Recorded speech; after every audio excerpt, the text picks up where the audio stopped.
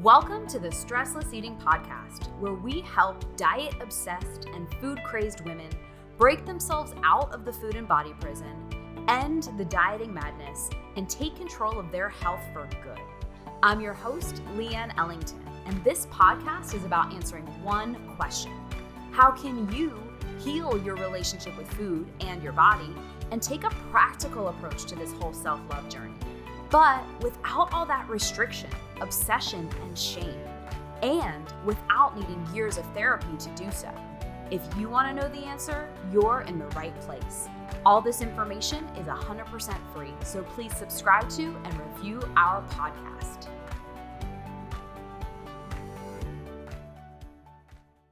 Now, before I dive in, I want to make the following disclaimer. I am a big fan of therapy, therapeutic modalities, and getting supported while you work through struggles, traumas, and life's curveballs. But when it comes to the struggles that we as women face with our bodies, food, and finding the love and like within ourselves, I found that most, not all, but most therapy-based approaches tend to fall a bit short. And this wasn't just the case in my own experiences either. I talked to a lot of women, and most of them have tried everything under the sun, diets, plans, programs to address their struggles with their health or with their weight. But a staggering number of them also went to therapy, hoping that this would solve their problem. And not just went to therapy for a few weeks or a few months, the majority of women I talk to have been or are in therapy for years, decades even. And so even though a lot of them gained better understanding of their struggles or were able to address the cause of emotional wounds or why old traumas were still impacting them, the reason they were talking to me in the present day is because they still didn't have access to the solution to move them past their struggles. So don't get me wrong, awareness is amazing. It's crazy powerful, and without it, we wouldn't be able to make the massive breakthroughs that lead to those life-altering shifts. I'd even go as far as saying that awareness is where transformation has to start. But awareness without a better strategy, like without a solution that addresses the actual root cause of the problem, it's a recipe for staying stuck or for feeling even worse, because now you're hyper aware of the problem and its impacts on your life, and of the fact that even though you're now awake to it, you still don't trust that you have a solution for actually overcoming it. But to be honest, what I'm sharing with you right now, this wasn't always so evident to me, and especially 5 to 10 years ago. In fact, a lot of what I'm talking about on today's episode, it used to cause me a lot of shame. I felt shame because I felt like a failure. This was the one thing that no matter what I tried, I still couldn't figure out or overcome it. I felt shame because I was still processing stress and emotion with food or Netflix or mindless activities. I felt shame because I thought things like, wow, even therapy didn't work for me. I must really be crazy. You know what I mean? Shame because I still didn't have a solution. I was still banging my head against the wall, and I was deathly afraid that this was just how my life was going to always be. So yeah, that was the prison I was living in, on top of the food and body prison that was already robbing me of my freedom, my happiness, my self-love, and my peace of mind.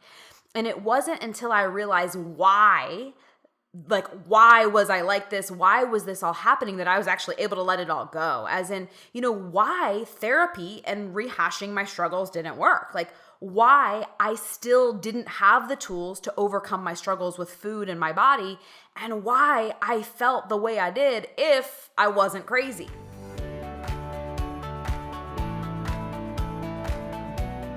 Now, before I dive into the meat of this episode, I just want to reiterate that everything I'm sharing today, and really everything I share on this podcast for that matter, it's not me telling you that this is the truth with a capital T. I'm simply sharing my truths, my experiences, and what did and didn't work for me in the long run. And so I'm simply inviting you to not just download everything I say as gospel, but to simply try it all on and see what feels true for you. Try it on, see what resonates, keep what feels true for you, and just ditch the rest, okay? The other thing I really want to reiterate is I really do think therapy is awesome. I have a ton of respect for the profession, but unfortunately, it was just never effective for helping me overcome my own struggles with food and my body. And the other side of it is this: I actually have a lot of therapists and psychotherapists and psychologists and occupational therapists and nurses and doctors and other medical professionals that come through the stressless eating program. And the number one thing I hear from them too is, why didn't anyone ever tell me this stuff? And honestly, it stinks because unfortunately, it's stuff that they just aren't teaching to therapists and health professionals nowadays. Like I said, we have a lot of them that come through the program. Now, you heard my story and you heard about the roads that I went down and, how I got the body and the career and the life that I thought I always wanted. And I was still miserable. And I was still a slave to dieting and restricting and controlling myself. And I had a horrible, what I call a fat head. Like I had a horrible relationship with myself, no self-confidence, and I was ashamed of who I had become.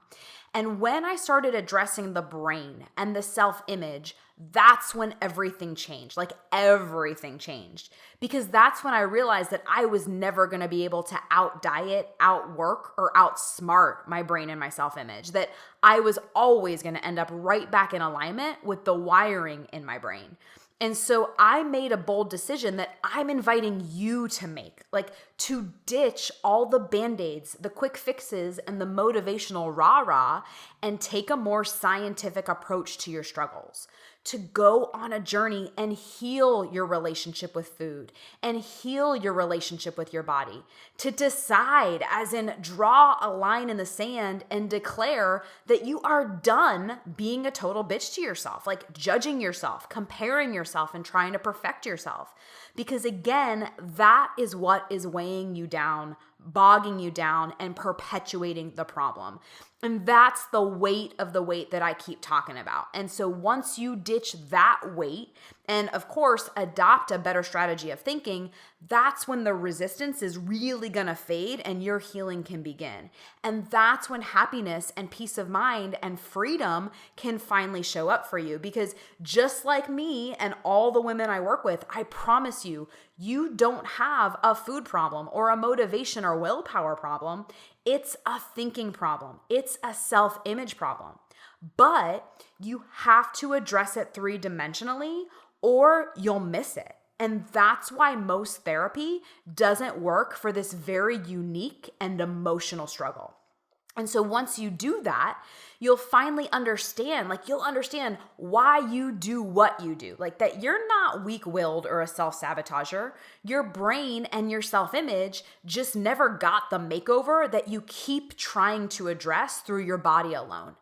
And you'll know for real why you're still so dependent on short-term diets and band-aids and playing mind games with yourself, and how you're simply feeding your brain short-term change, not long-term have it forever transformation. And most importantly, you'll learn that you're not crazy, that you are doing what any female, human, mammal, aka any woman, would do if she was walking around every day being weighed down by the weight of the weight. And you'll understand that your struggles will never be solved using strictly a body solution, and that using strictly a mind solution won't be enough either. And a brain solution, yeah, it's going to get you closer and closer, but even that isn't enough because again, your struggles are not one-dimensional, they're three-dimensional. The problem is global, and so you need a three-dimensional and global solution. So back to our topic at hand about why therapy doesn't work typically for the food and body side of things, here's why.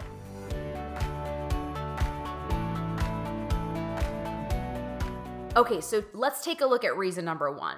The first reason is therapy can often end up being really regressive. And here's what I mean by that. So again, I can only speak from my own experiences, but here's how it played out for me. Yes, it felt good to get clarity on my past and identify why old ghosts were following me around and why I was so darn unhappy with my life.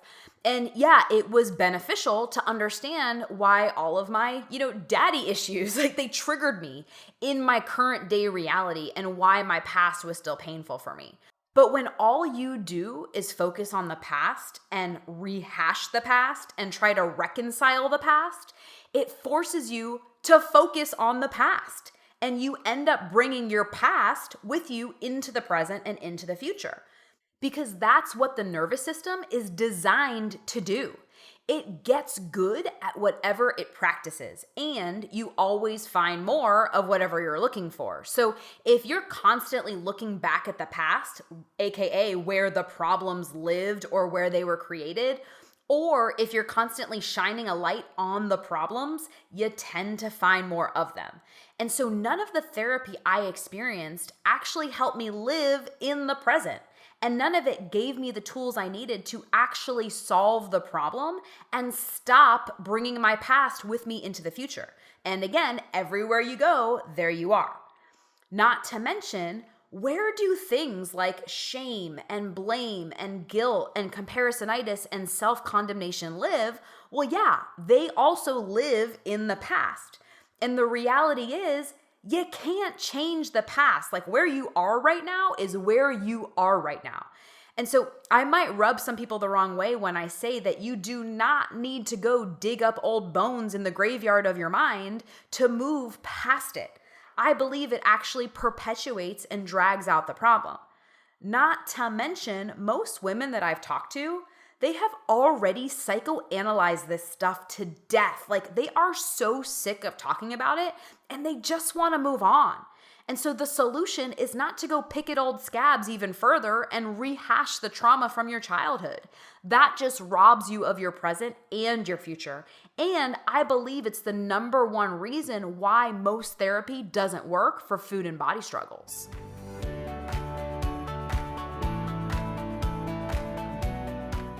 Okay, so the second reason why most therapy doesn't work for food and body struggles. So again, just coming from my own experiences, the therapists that I saw never struggled with my kind of struggles. And so, you know how they say never trust a skinny chef? Well, the therapists that I went to, they'd never actually gone through the food and body struggles that I experienced. So it's only natural that they wouldn't know how to help me break free of them. You know what I mean? And so again, it wasn't their fault that they couldn't help me. They just didn't know what they didn't know, and they couldn't see what they couldn't see.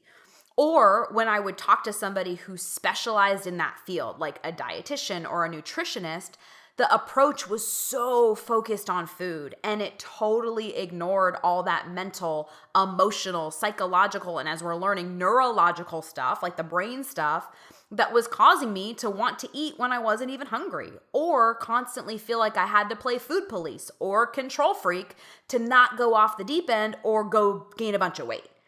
So another reason why you have to find somebody who's been where you've been and has struggled with all the things that you're struggling with is because how do you expect somebody to help you find a solution to a problem that they either don't know that you have or they don't know how to solve it themselves? So just a little side personal note about this.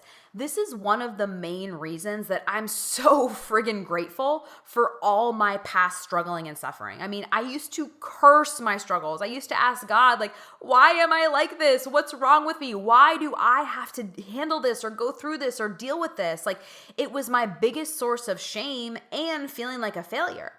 But in reality, it is what's made me so well equipped to help other women get past their own struggling and suffering. Like my biggest nightmares ended up becoming the greatest gifts I could have ever received. I mean, the world works in mysterious ways. And the third reason why most therapy doesn't work for food and body struggles, well, the simple answer is transformation is three-dimensional. So I mentioned this briefly before, that as I was going through my own healing journey, I started realizing that my struggles would never be solved using strictly a body solution, and that using strictly a mind solution wouldn't be enough either. I started to realize that a brain solution would get me closer and closer, but even that wasn't enough because, again, my struggles weren't one-dimensional, they were three-dimensional. Like, the problem was global. It was spread out through my entire life and all of the parts of my body, my mind, my heart, my brain, my soul, all of it. And so I needed a three-dimensional and global solution because I had to address all of it if I ever wanted to permanently conquer it, right? So the physiology that was keeping me in this food and body prison of restriction and control and deprivation and confusion, where all I was thinking about was food in my body, plus the neurology that was keeping my brain stuck in my old default habits, patterns, behaviors, and ways of thinking. Like, for decades, I was practicing the same programming around food, my body, and that got fired and wired in my brain and nervous system. Plus the psychology that was growing metaphorical weeds in the garden of my mind that were sabotaging me or keeping me from trusting myself or straight up setting me up to fail. And until I addressed all of that, I'd always end up right back where I was because, again, you can't outsmart, outperform, outdiet, or outpositive think that. And that's why taking another one-dimensional approach would never have gotten me the permanent shifts and breakthroughs I was looking for. And I found the same to be true for every woman I've ever worked with, and one of the reasons why most therapy approaches don't address the food and body struggles that women face every single day.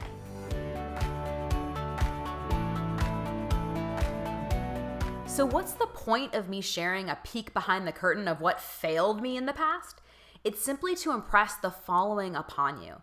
Despite what you think and what you've heard or what you've been told, there is nothing wrong with you.